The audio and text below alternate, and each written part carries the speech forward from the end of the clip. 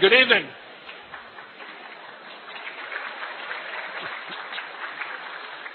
I want to welcome you to the Roger W. Hines Lecture for the 2006-2007 academic year.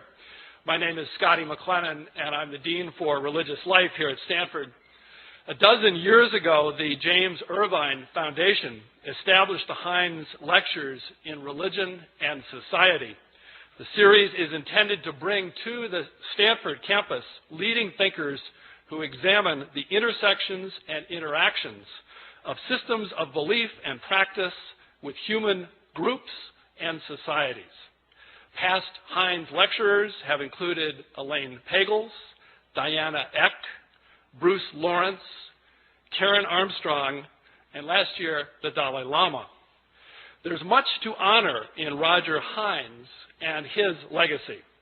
A professor of psychology, then dean, then vice president at the University of Michigan, he came to the University of California at Berkeley, where he served as chancellor from 1965 to 1971. Hines led the American Council on Education and then the Hewlett Foundation until his retirement in 1992. For many years, he lent his wisdom and energy to Stanford, having become a regular participant at its Memorial Church and a consultant to university leaders. We're delighted to honor him again this year with tonight's lecture. And I'm grateful to Religious Studies Professor Robert Gregg, formerly the Dean for Religious Life, who worked closely with the Irvine Foundation to establish this lecture series, and in a moment he will introduce this year's speaker. And with that, I would like to introduce Professor Robert Gregg. Thanks, guys. Thanks to a splendid set of newspaper advertisements created by Debbie McDevitt of the Office of the Deans for Religious Life, you who have come here tonight already know a great deal about Professor Ehrman's celebrated and broadly read books. Perhaps some of you also know of his recorded lectures on early Christianity. I know from my days in North Carolina of the James Gray Distinguished Professorship, which he holds at UNC Chapel Hill. I have heard stunning testimonies from those who have done their doctoral study with Bart Ehrman. While producing the kinds of close and technical stories that we in the Scholars Guild ponder and admire, Ehrman has also taken with complete seriousness his vocation as a teacher of undergraduate students and in recent years of the wider public. He makes fascinating texts and traditions in early Christianity accessible through his characteristic clarity of explanation and argument. Alterations in the earliest manuscripts of New Testament writings and the special field of text criticism have occupied Ehrman since his own graduate student days, and we are very fortunate to have him here as our Hines lecturer to give us his latest take on some of these issues. His lecture title, as you know, Misquoting Jesus, Scribes Who Altered the Scripture and Readers Who May Never Know. That's not you. Please welcome Bart Ehrman.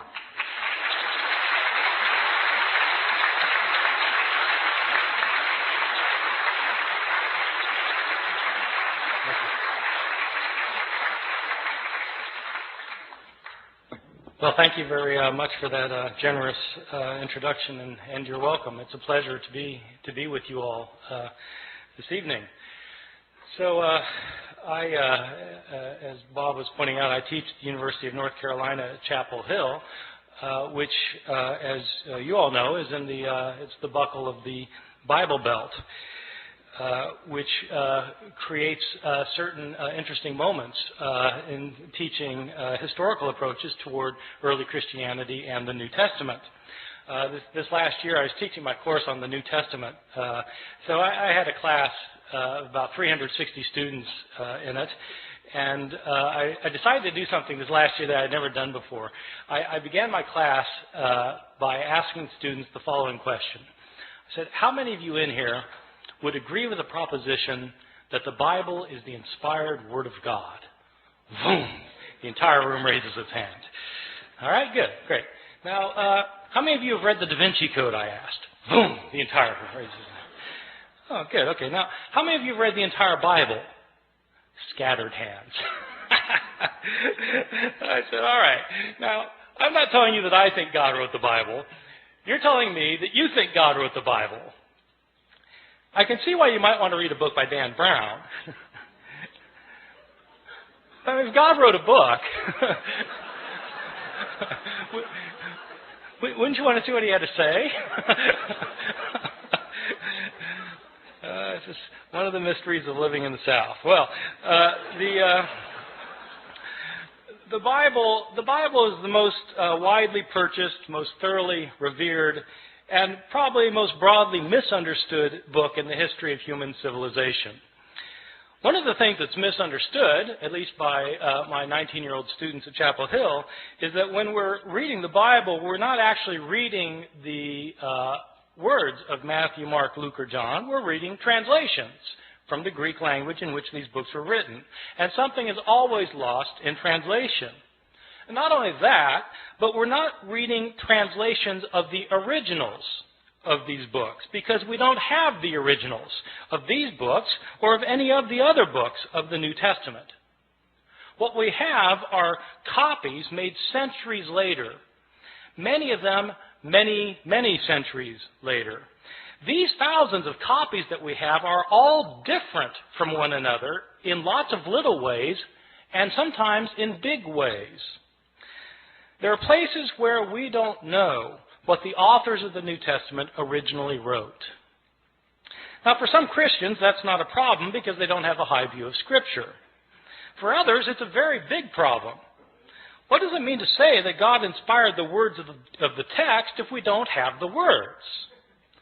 Moreover, why should one think that God performed the miracle of inspiring the words of the Bible if he didn't perform the miracle of preserving the words of the Bible?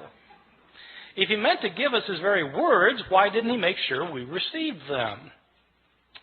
The problem of not having the originals of the New Testament, though, is a problem for everyone, not simply for those who believe that the Bible was inspired by God.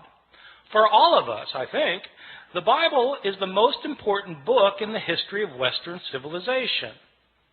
It continues to be cited in public debates over gay rights, abortion, over whether to go to war with foreign countries, over how to organize and run our society.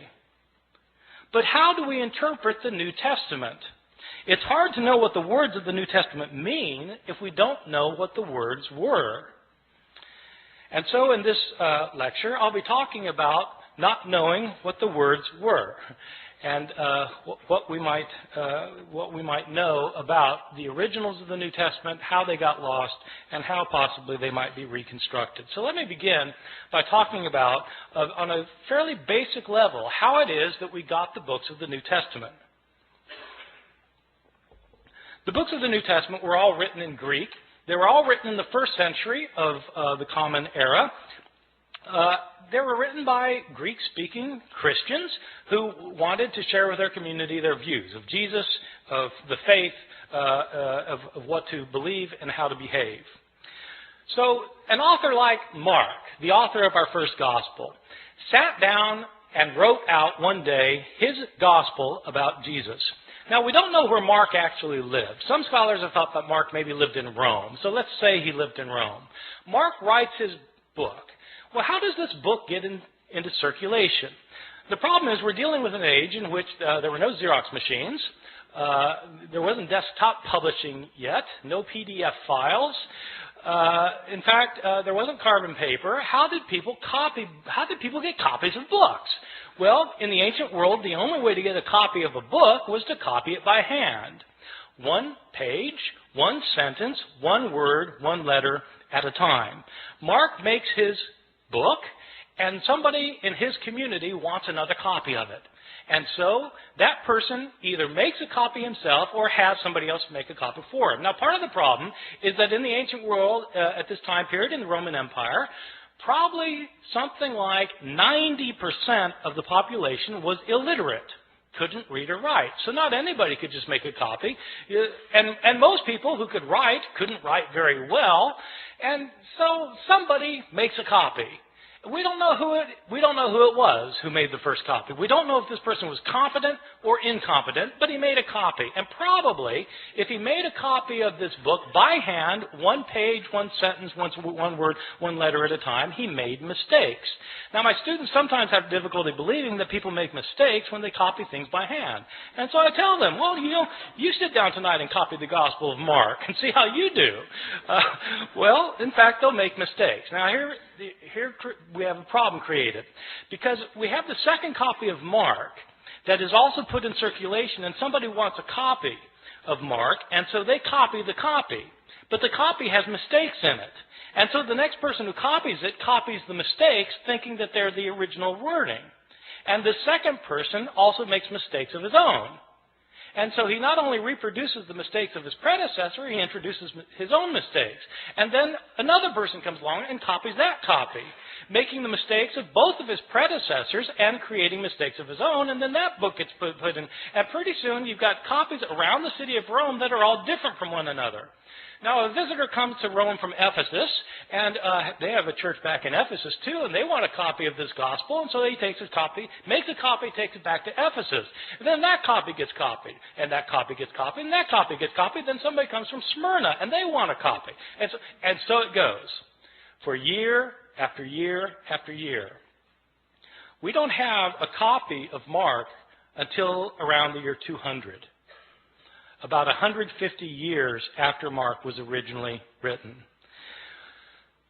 So not only do we not have the originals, we don't have the first copies, or the copies of the copies of the copies of the copies of the copies of the copies, etc., etc. Mistakes were made en route, and these mistakes were replicated. Now, the only way a mistake gets corrected is if you're copying a copy of Mark, and you come across a sentence that you're pretty sure is wrong because it doesn't make sense, and you try and correct it.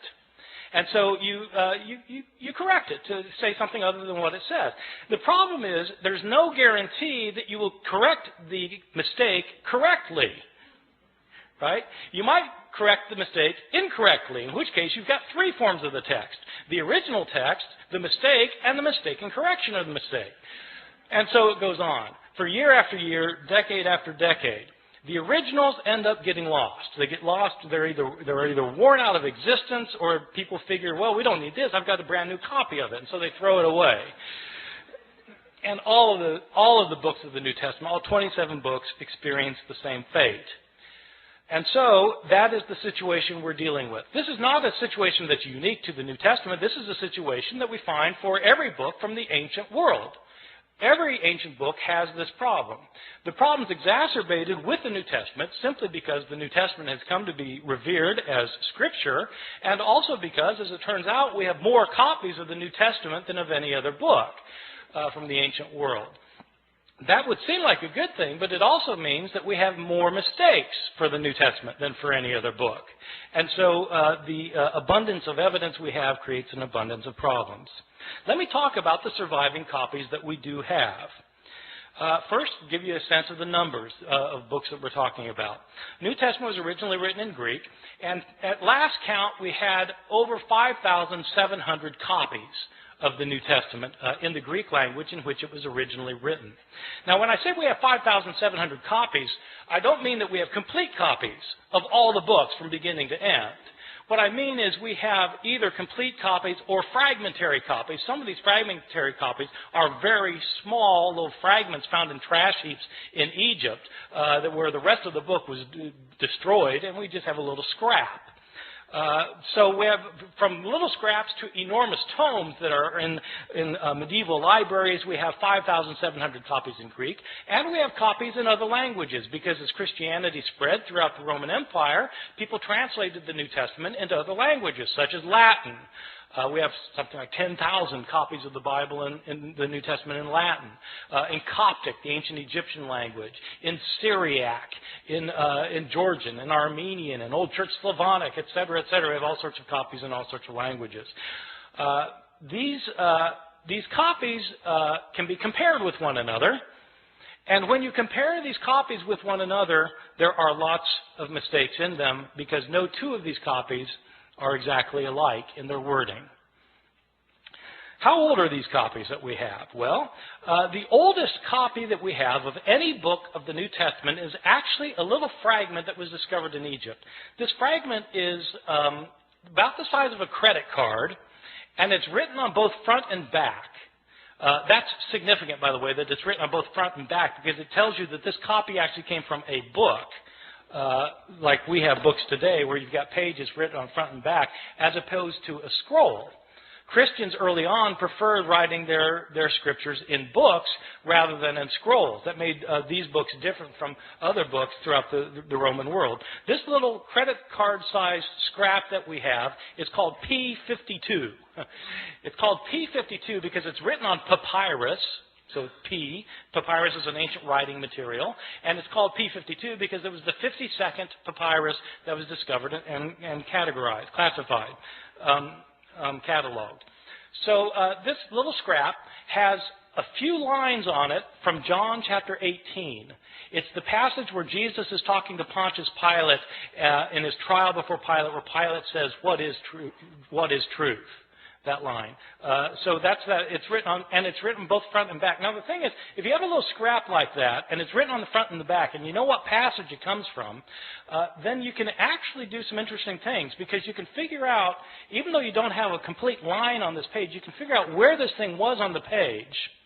And if you've got, if you do it right, if you figure out, if you've got it one margin, you can figure out how many letters were in each line, and you can figure out how many lines must have been on the page in order to get from this part to that part.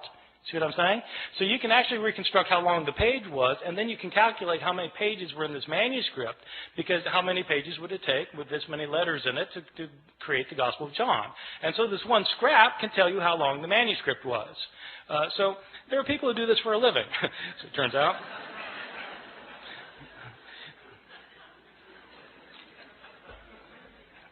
So this is the oldest scrap. How old is it? This scrap, P52, is usually dated to the first half of the 2nd century. The way they date ancient manuscripts is actually on the basis of a handwriting analysis. The science of this is called paleography. Paleo meaning ancient, graphy meaning writing, ancient writing. So the study of ancient writing is called paleography, and there are scholars who are paleographers who can date manuscripts within about 50 years of their production. The way the science works is that handwriting in the ancient world, before there was the invention of printing, changed slowly over time. So people made letters in certain distinctive ways depending on when they lived. And so if you are familiar with how handwriting was in different periods of history, then you can determine when a manuscript was written. That's the science of paleography. And a good paleographer can get within about 50 years. So this thing, and you need a 50-year gap, because some scribe who's copying a manuscript when he's 70, probably is writing the same way he did when he learned how to write when he was 20, and so you need a 50-year gap. So this thing is dated to around 125 plus or minus 25 years. Well, that's pretty early. This is from the Gospel of John. This little piece was probably written about 30 or 40 years after John itself had been produced. So that's pretty good. We don't get a complete copy of the Gospel of John until, again, around the year 200. But we do have this little scrap. Most of the manuscripts we have are not anywhere near this early, though.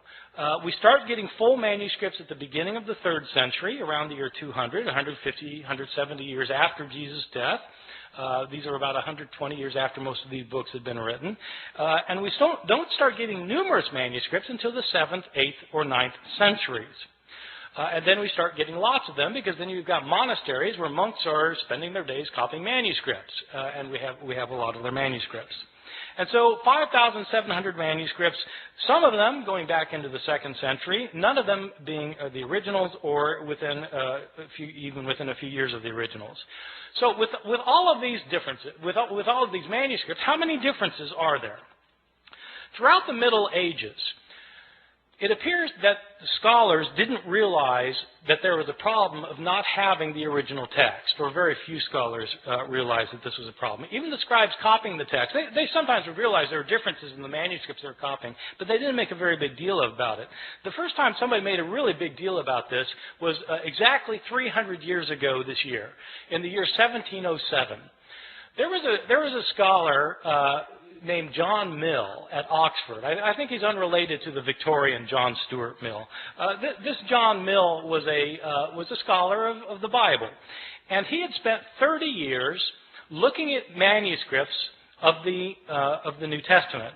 Now, this is obviously after the invention of printing, and printers have to decide what text they're going to print, and the problem is they've got manuscripts that have differences among them. And so how does the printer decide which manuscript to print? Well, it's a problem. That's when they started realizing that this was an issue. Well, John Mill wanted to produce a printed edition of the Greek New Testament. He spent 30 years looking at the manuscripts available to him. He had available to him 100 manuscripts, approximately 100 manuscripts. And he printed up his edition of the Greek New Testament in which he'd give a verse, and then at the bottom of the page he would indicate the places where the manuscripts differed from one another for that verse. To the shock and dismay of many of his readers, when John Mill produced his edition of the Greek New Testament, it included an apparatus at the bottom of the page that cited 30,000 places where the manuscripts differed from one another. 30,000 places where there were manuscript variations among the manuscripts that he had discovered. And the striking thing is John Mill didn't give all of the differences he found. He only cited the differences that he thought were significant. Some of his detractors claimed that John Mill was working to render the text of Scripture uncertain.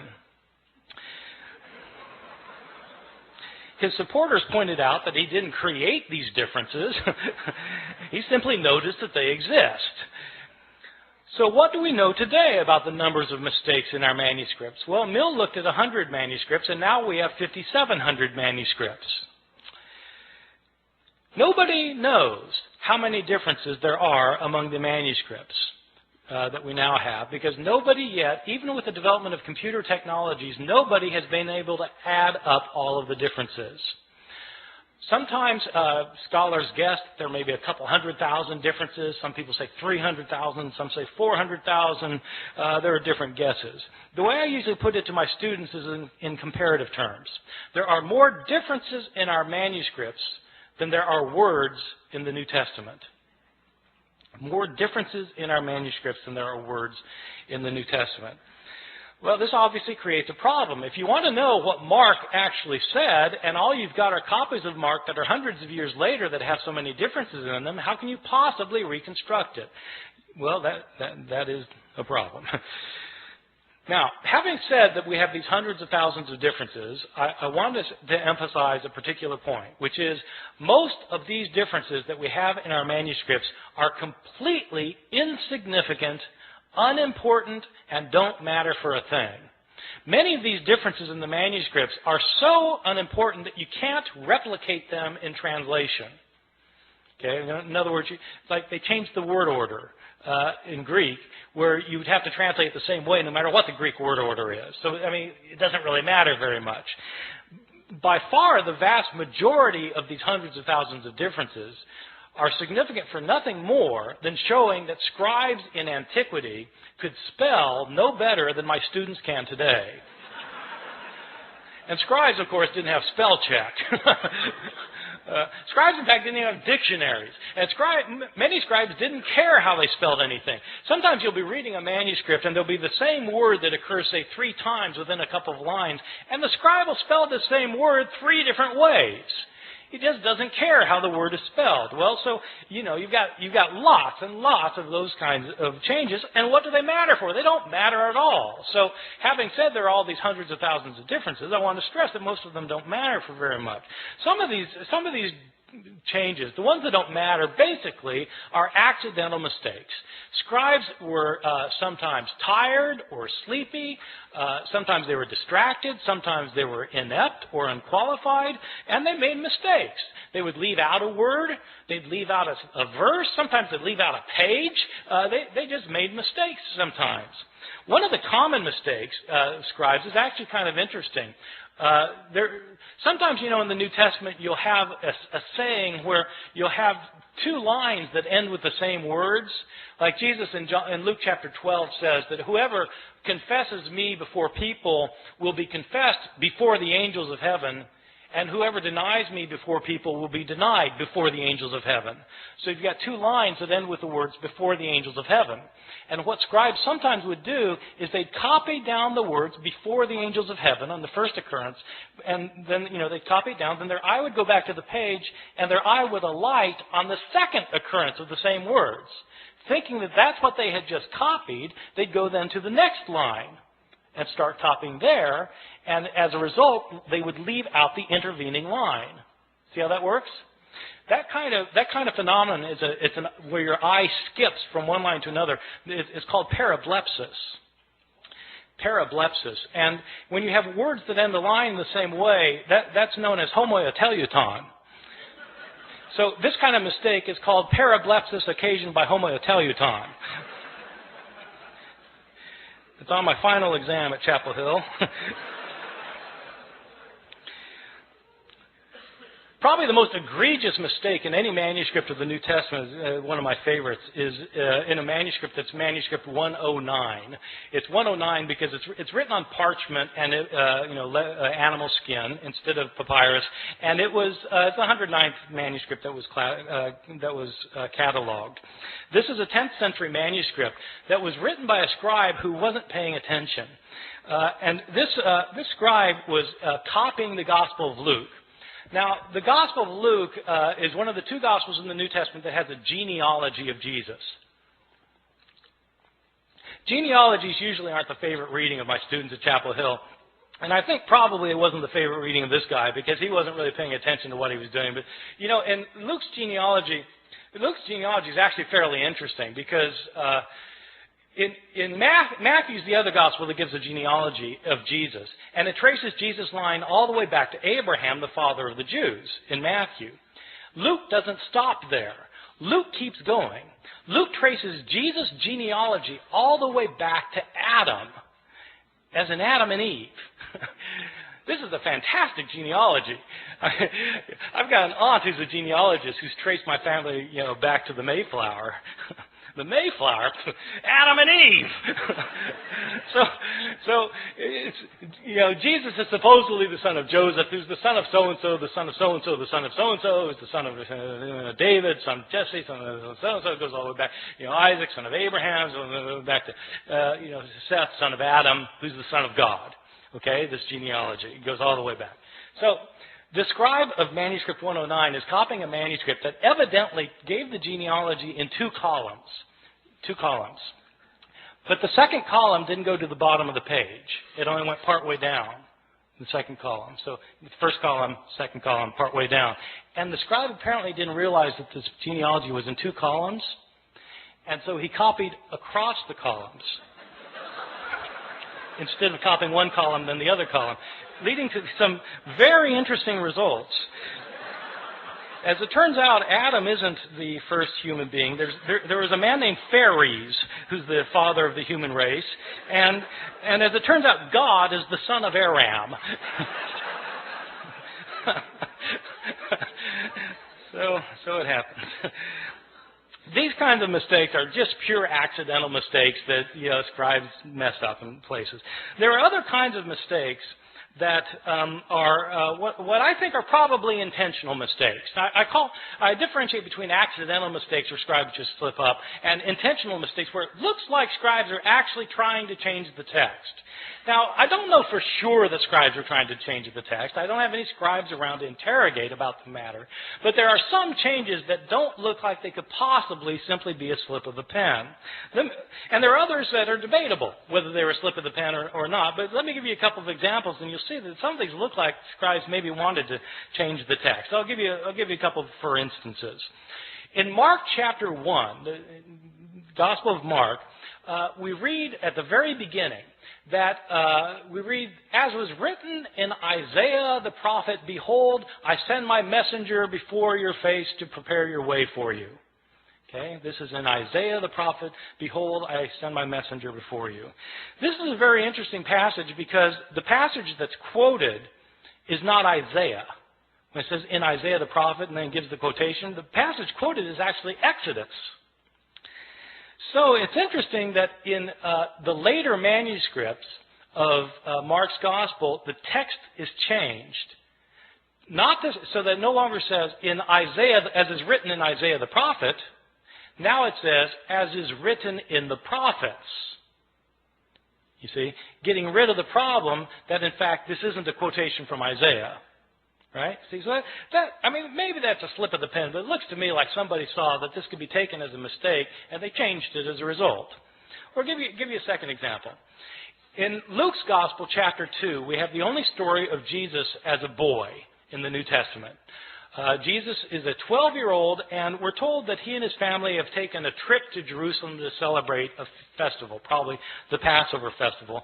It is a peculiar story because they celebrate this festival, and then the family goes back in the caravan back home, and 3 days later they realize Jesus isn't with them.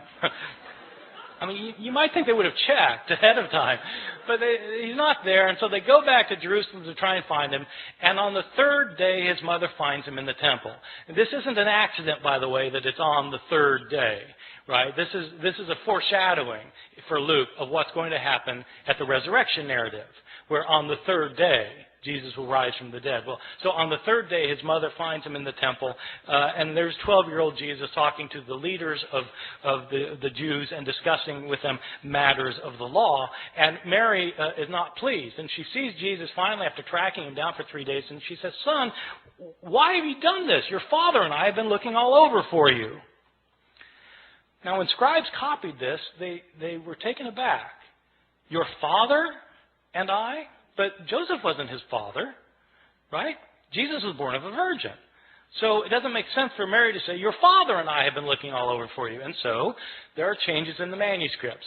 Some manuscripts simply say, "Joseph and I have been looking all over for you." Some manuscripts say, "We have been looking all over for you." But somebody's changing the text because it could be read as a problem.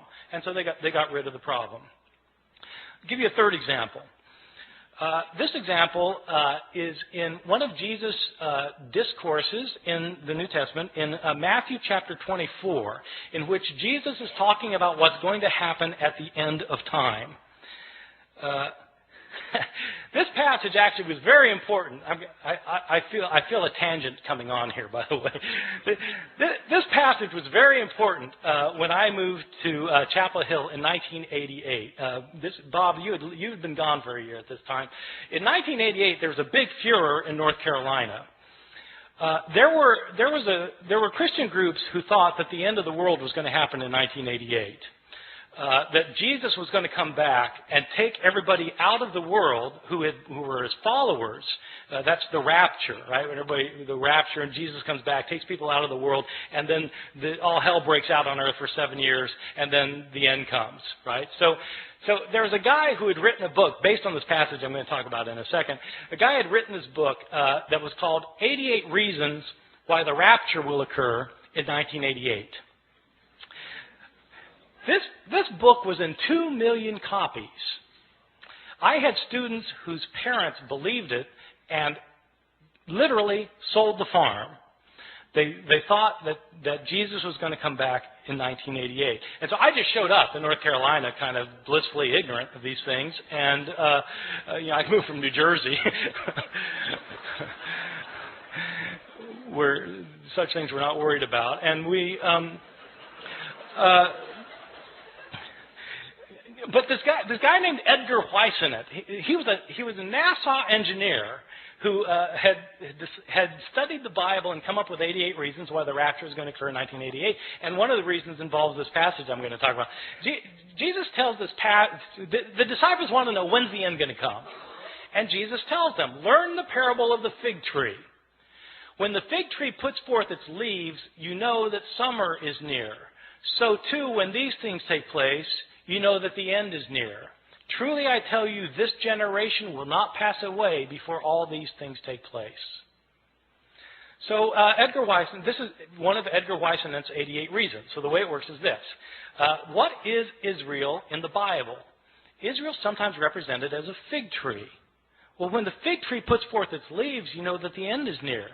Well, okay, so if the fig tree is Israel, when does the fig tree put forth its leaves? Well, the fig tree lies dormant over the winter, and then when springtime comes, it comes back to life. When does Israel come back to life? 1948. That's when Israel comes back to life, becomes a nation again. Truly I tell you, this generation will not pass away before all these things take place. How long is a generation in the Bible? 40 years. 1948 plus 40, bingo, 1988. This was one of the 88 reasons. Now, somebody pointed out to Edgar Weisen that Jesus in the same passage points out that no one knows the day or the hour when the end will come. When Weisen had said that it was going to come during the week of Rosh Hashanah in September. And so they said, but Jesus says no one knows the day or the hour. And Weisen was completely unfazed. He said, I don't know the day or the hour. I just know the week.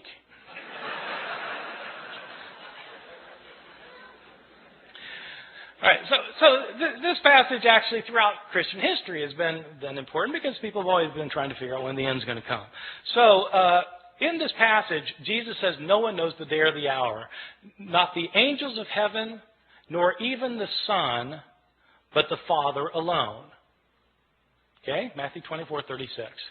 Scribes copying that found it to be a peculiar thing to say, though. Not even the Son knows when the end is going to come? I mean, surely the Son of God is all-knowing. Isn't he omniscient? And so how do scribes deal with the problem? They deal with the problem by getting rid of the phrase. And so in later manuscripts, the phrase, not even the Son, is taken out, so that now Jesus doesn't claim to be ignorant about when the end is going to come. So that strikes me as probably an intentional sort of change. All right, so you get accidental changes and you get intentional changes. I want to talk about some of the big differences that you get in some of our manuscripts, just so you can get an idea of how significant this problem can be.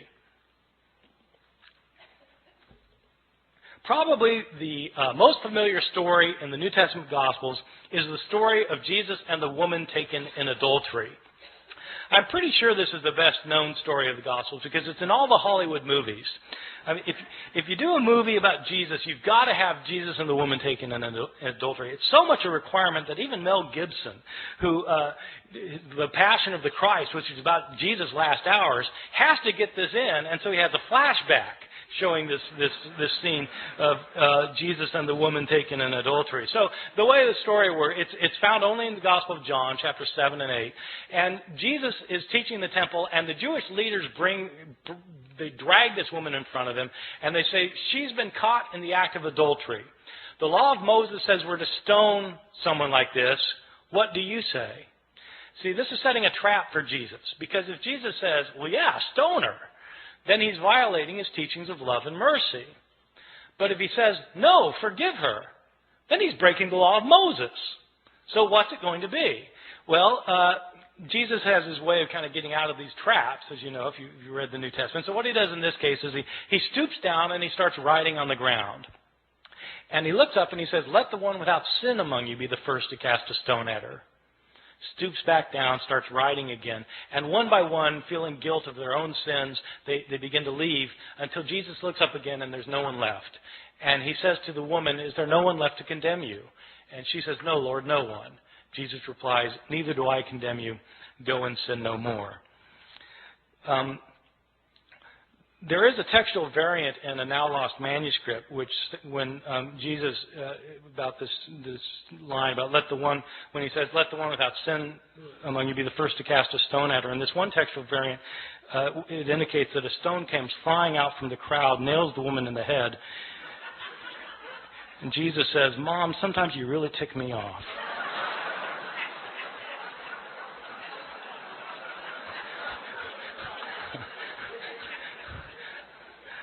I made that up. This story, this beautiful story, this powerful story, which has two terrific lines from Jesus in it, this story was not originally in the Gospel of John. This is a story that was added to the Gospel of John by later scribes. How do I know that? We have a number of early manuscripts of the Gospel of John. This story is not found in any of our early or best manuscripts of the Gospel of John. The Greek authors who wrote commentaries on the Gospel of John over the centuries don't mention this story until the 10th century, 1,000 years after the days of Jesus. The writing style of this story, if you read it in Greek, the writing style is a completely different writing style from the writing style of the rest of the Gospel of John. As a result, scholars have known for years that this story did not originally belong in the Gospel of John. Well, why is it in our English Bibles then? Probably what happened was some scribe had heard this story. They'd heard the story and they decided that it illustrated some of the teachings in John chapter 7, and so they wrote out the story in a margin. A second scribe came along, saw the story in the margin, and thought it belonged in the text, and then wrote his manuscript by putting the story in the text. Another scribe comes along and copies that manuscript, and that manuscript gets copied, and so on until it becomes part of the textual tradition. And it's these later manuscripts that were used by the translators of the King James Bible in 1611, so that the story came into English through the King James Bible. So, this story, however, is not a story that was originally in the New Testament. So people sometimes ask me, well, are there any changes that are significant in the New Testament? Yeah, well, this strikes me as a rather significant change, that the story of the woman taken in adultery wasn't originally there. Or consider a second instance of another big difference, the Gospel of Mark.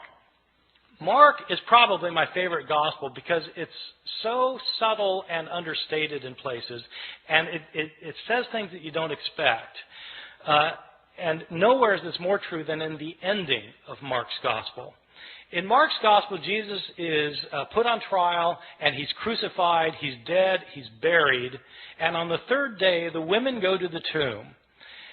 The tomb is empty, and Jesus is not in it. There's some man in there. And the man tells the women that Jesus is not here, he's been raised from the dead. He tells the women, go tell the disciples that he will meet them in Galilee. And then it says the women fled from the tomb, and they didn't say anything to anyone, for they were afraid. Period. That's where it ends. That's the end of the Gospel of Mark. And you think, how could it end there? They're told to tell the disciples, but they don't tell anybody. Didn't the disciples ever learn? Didn't they go to Galilee? Didn't they see Jesus? How could that be the end of the story? And that's exactly the reaction the scribes had. They got to that ending, they said, how could it end there? And scribes then decided it couldn't add there, and so they added 12 verses. So that in your English Bibles today, you'll find 12 more verses after that, after chapter 16, verse 8. And often they'll be in double brackets, because the translators will tell you in a footnote, these verses weren't originally in here. These were added by later scribes. In these verses, in these added verses the scribes added later, but we know they're added later because they're not in the earliest and best manuscripts. The writing style is different from the rest of the Gospel of Mark, and in fact there are inconsistencies between this ending and the verses that precede it. So this is clearly an addition to the Gospel of Mark. In these final verses, according to these final verses, the women do go tell the disciples do go to Galilee, they do meet Jesus there, and Jesus then tells them that they're to make the disciples of all the nations, and people become his disciples will be able to speak in foreign languages that they previously didn't know. They'll be able to handle deadly snakes, and they'll be able to drink poison and it won't harm them. These are the verses that the Appalachian snake handlers in my part of the world use to base their liturgical practices on. I've always thought that sometime in the ambulance on the way to the hospital, somebody should point out, actually those verses aren't in the Gospel of Mark.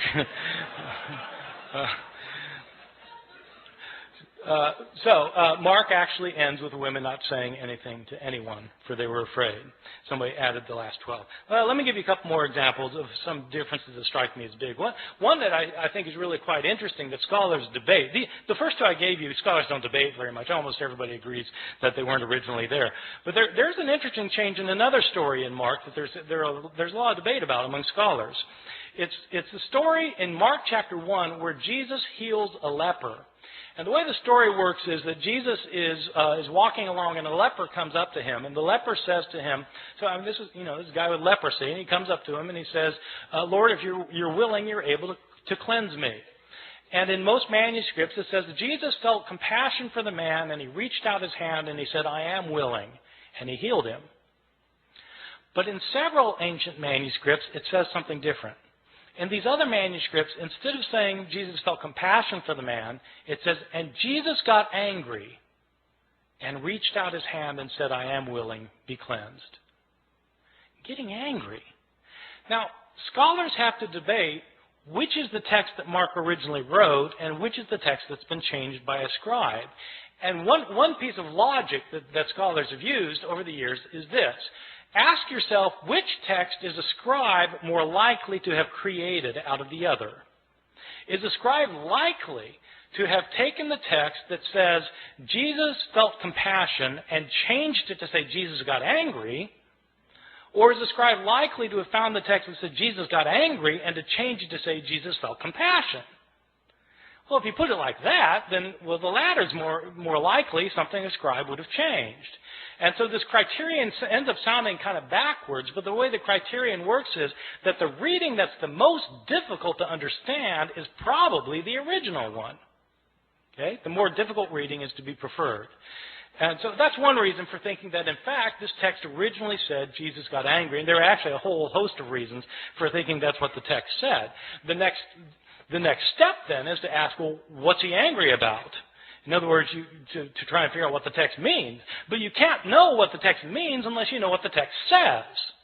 You see? So you've got to establish the words first, and that's what people who are textual critics do. They try and decide what the words originally were. Let me give you one other example, and then I'm going to stop and take any questions that you have. There's another quite moving passage in the Gospel of Luke, which is also well known. It's a scene in which Jesus is being crucified, and Luke is interesting in the scene of Jesus' crucifixion. Luke is interesting at the scene of the crucifixion because it's unlike what happens in Luke is unlike what happens in Mark's gospel, the story of the crucifixion. In Mark's, just to illustrate this for a second, in Mark's gospel, which is the first gospel, you have a very distinct portrayal of Jesus going to his crucifixion, a portrayal that is filled with pathos and agony. People don't realize this, that Mark's portrayal is very different from Luke's portrayal. And the reason they don't see that there are differences is because of the way that people read the Gospels. The way people typically read the Gospels, if they read the Gospels at all, but if they read the Gospels, the normal way of reading a Gospel is you start at the beginning and you read to the end. So, okay, you're going to read the Gospel. You start with Matthew. You start with the first verse, chapter 1, verse 1, and you start reading and you get to the end. You go from top to bottom. Then you read Mark. Start with the beginning, go to the end, top to bottom, and it sounds a lot like Matthew. Same stories, a lot of the same words, sounds very similar. Then you read Luke, top to bottom, sounds exactly the same. Not exactly, it's different, but it's basically the same thing. They sound alike. And then you read John, well, that's different, but, well, in essence, it's not that far off. So they all sound basically the same because you read them from top to bottom, or you read them vertically. The way to see differences in the Gospels is to read them not vertically, but to read them horizontally. Where you read a story in Matthew and you look at the same story in Mark and compare the two stories. When you do that, you start finding enormous differences. People, there are all these debates about whether there are discrepancies in the Bible. But if you want to find discrepancies in the Bible, all you have to do is read the texts horizontally. I give this as an assignment to my students all the time. I give them I say, take the resurrection accounts. What really happened at the resurrection? Depends which author you read. And so I have them list what happens in Matthew, what happens in Mark, what happens in Luke, what happens in John, and compare the list. And it's actually quite striking when you do this with the resurrection narratives. Because, well, who is it that goes to the tomb? Is it Mary Magdalene by herself or Mary with other women? If other women, how many other women? And what are their names? It depends which gospel you read. What do they find there? Is the stone rolled away already or is it not rolled away already? Depends which gospel you read. Who do they see there? Do they see a man there as in Mark? Do they see two men there as in Luke? Or do they see an angel as in Matthew? Depends which gospel you read. What are they told? Are they told to tell the disciples to meet Jesus in Galilee, or are they told to tell the disciples to stay in Jerusalem? Do they go tell the disciples? It depends whether you read Mark or whether you read Matthew and Luke. If they do tell the disciples, what do the disciples do? Do they go to Galilee, or do they stay in Jerusalem? It depends which gospel you read. I mean, you just go down the line, and it's different. And that's what you get if you read these stories against each other. Well, if you do that in the story of the crucifixion in Mark and Luke, you come up with very, very different portrayals. The significance of that is not just that, okay, it's as though there are discrepancies. Yeah, there are discrepancies, but that isn't the point. The point is that if you want to know what Mark has to say, you have to read Mark and not pretend he's saying the same thing as Luke, because they're different. And so Mark has to stand on its own as a literary production. In Mark's gospel, when Jesus is being crucified, in fact, it's a very gripping scene. In Mark's gospel, Jesus doesn't say anything while he's being led to the place of crucifixion. While he's being crucified, he's completely silent. When he's hanging on the cross, he's mocked by the Jewish leaders, by the people who are passing by in front of him. He's mocked by both robbers in Mark's gospel. Jesus doesn't say anything until the end. In Mark's gospel, at the end, he cries out, Eloi, Eloi, lama sabachthani, my God, why have you forsaken me? And he dies. That's it. That's Mark. Very, very powerful and gripping. But people don't realize that this, because people think Jesus said all sorts of other things on the cross. Well, why do they think that? Because they've read Matthew, and they've read Luke, and they've read John, and they end up with the 7 last words of the dying Jesus, which are found in not one of the Gospels, but by smashing all of the Gospels together into one big Gospel. Now, it's perfectly legitimate to do that if you want to do that. If you want to read the Gospels and smash them all together so they're all right and they're all saying the same thing, but you have to realize that if you're doing that, you're writing your own Gospel.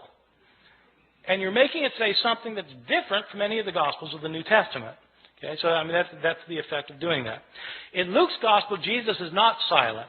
He's not silent on the way to be crucified. He sees women weeping for him, and he turns to them and he says, daughters of Jerusalem, don't weep for me. Weep for yourselves and for your children, for the fate that's to befall you. He's more concerned about these women than himself in Luke's Gospel. In Luke's Gospel, he's not quiet while he's being nailed to the cross. He prays, Father, forgive them, for they don't know what they're doing. While he's hanging on the cross, he actually has an intelligent conversation with one of the robbers. The one guy maligns Jesus. The other robber says to the other person to be quiet because Jesus hasn't done anything to deserve this. And then he turns to Jesus and says, Lord, remember me when you come into your kingdom. And Jesus says, truly I tell you, today you will be with me in paradise. Jesus knows exactly what's happening to him in Luke's Gospel. Not in Mark, but in Luke he knows exactly what's happening to him. He knows what's going to happen to him after it happens to him. He's going to wake up in paradise, and this guy's going to be next to him.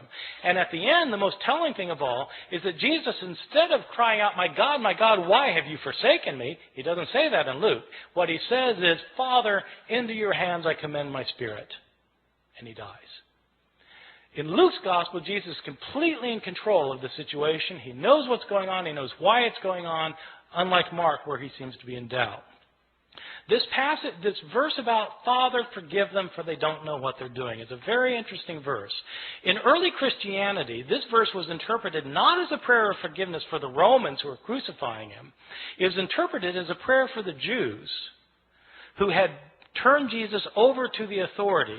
Jesus is asking for forgiveness for the Jewish people in the interpretation of the early Christian interpreters of the passage. That makes it striking that in some manuscripts from the early years, this prayer is omitted by some scribes. Why would scribes take that lovely verse out? Well, it should be obvious why they took it out. They took it out because they interpreted it as a prayer of forgiveness for Jews, and these scribes didn't think God had ever forgiven the Jews. In the 2nd and 3rd centuries, Christians started saying that Jews are guilty for the killing of Christ, and that, in fact, the destruction of the city of Jerusalem in the year 70 by the Roman armies was a punishment by God given to the Jewish people for rejecting their own Messiah. In the 2nd and 3rd centuries, we have Christians who are saying that Jesus was God, so that when Jews, they would say, when Jews are responsible for the death of Jesus, we have some authors saying Jews are guilty of deicide. Jews have killed God, and God held them responsible. What's a scribe who thinks that going to do with his prayer of forgiveness? He's going to take it out. And that's exactly what happens. Some of our early manuscripts are missing the prayer. They're missing it because scribes have changed it for reasons of their own. These are some of the big differences that you can find in the New Testament manuscripts, and there are all sorts of differences that you find. Some are related to theological disputes of early Christianity, where scribes have changed the text to make it coincide more closely with their own theological views. Some of these changes have to do with relationships of Christians and Jews. Some of these changes have to do with Christian understandings of women. There continue to be debates today in churches, Christian churches, about whether women should have leadership roles. Well, these debates often hinge on verses that have been changed by scribes.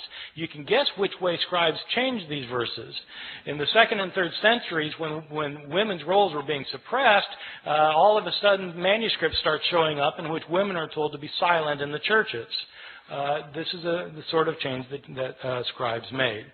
The textual critic is somebody who tries to deal with this phenomenon of manuscripts that have so many changes in them. There are actually two things that a textual critic does. One thing that is, of course, primary importance is to figure out what an author actually wrote. Because you can't interpret an author, whether you're talking about Plato or Aristophanes or Homer or Mark or Matthew or Luke or John. You can't interpret what an author said unless you can't interpret what he said unless you know what he said. You've got to have his words, and so textual critics try to reconstruct to the best of their ability what an author actually wrote. A textual critic also, though, is interested in knowing why the text got changed. Why did scribes change the text? I mean, it's interesting to see that sometimes they fell asleep, but beyond that, what kind of theological motivations were there for changing the text? What kind of ideological influence were affecting these scribes? When we know more of that kind of information, we're better able to understand both the scribes and their own historical context as people living in the early centuries, especially the early centuries, a time period about which we have very little information about Christianity otherwise. Thank you very much.